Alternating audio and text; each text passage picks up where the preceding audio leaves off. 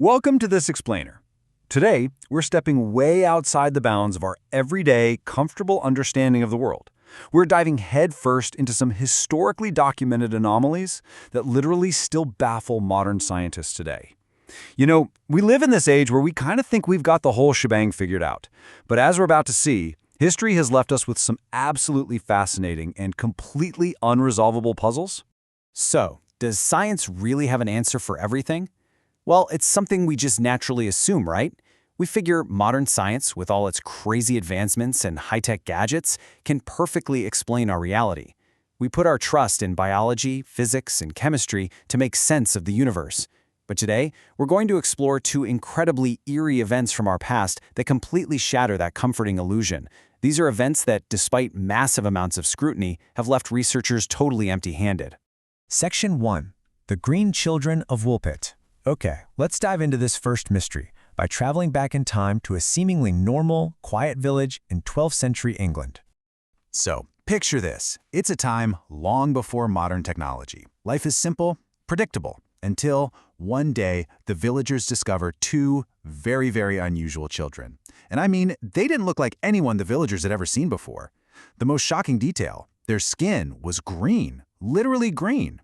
They were wearing these strange, unfamiliar clothes and speaking a totally unknown language that no one in the village could even begin to understand. When the villagers tried to feed them, they rejected absolutely everything, choosing to eat nothing but raw green peas. Tragically, the boys soon got sick and died after consuming only this super restrictive diet. But the girl? She actually survived. She grew up in the village and eventually learned to speak English. Section 2. Mysterious St. Martin's Land. Now, you'd think that finally breaking the language barrier would solve the whole mystery, right? Like giving the villagers a rational explanation for her green skin and strange arrival. Well, actually, the answers she provided only deepened the mystery and made it infinitely more bizarre. When asked where she came from, she revealed a seriously chilling backstory. She claimed that she and her brother hailed from a place called St. Martin's Land. But wait, this wasn't just some normal neighboring town. She described a completely sunless place where the twilight was eternal. According to her, in St. Martin's Land, everything is entirely green and all the people who live there are green too. This really perfectly illustrates the stark contrast between our normal, sunlit reality and her bizarre homeland. On one side, you have the known world of 12th century England. You know, sunlight, normal skin tones, your typical environment. On the other side, you have St. Martin's Land, a place completely devoid of the sun, populated by green people living in a completely green environment. It's basically an alien landscape compared to the reality we understand. But here is the absolute most frustrating part for historians and scientists alike. Despite her super detailed claims and the earnestness of her story, St. Martin's Land does not exist anywhere on Earth. There are no maps, no historical records, no geographical features anywhere that match a sunless, green, subterranean world. Because of this, researchers are left permanently clueless about who these children actually were or where they truly came from. It is a historical anomaly with zero scientific resolution. All right, let's fast forward quite a bit to the year 1885. We're going to see how this builds our understanding of just how limited human knowledge can really be. Section 3. The bizarre 1885 incident. Relieving the medieval period behind and entering a time much closer to our modern scientific era.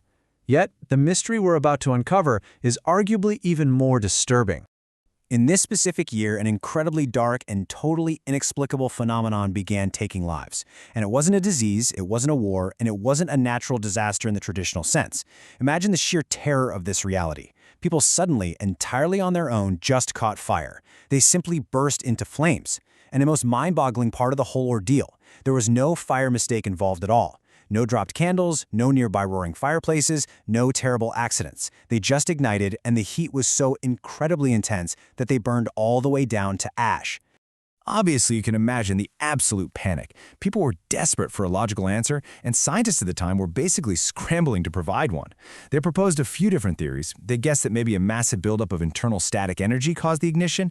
Others theorized that perhaps consuming too much alcohol essentially turned the human body into a highly flammable vessel. And another popular theory at the time was that some strange, abnormal gas buildup within the body sparked the deadly flames. But so, here is the crucial takeaway. None of these theories were ever actually proven, not a single one. Despite all their frantic efforts, there was zero proof to support the static energy, the alcohol, or the gas theories. Scientists never truly figured out how or why these innocent people suddenly burned to ash. It represents a massive, glaring failure of the scientific method to explain what really should be a physically impossible event: spontaneous human combustion. Section 4. Will we ever know?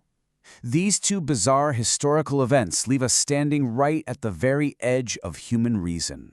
So, the sudden appearance of the sunless green children of Woolpit and the horrifying, unexplainable human fires of 1885, they're stark reminders that no matter how advanced our textbooks get, there are still gaping holes in our understanding of reality.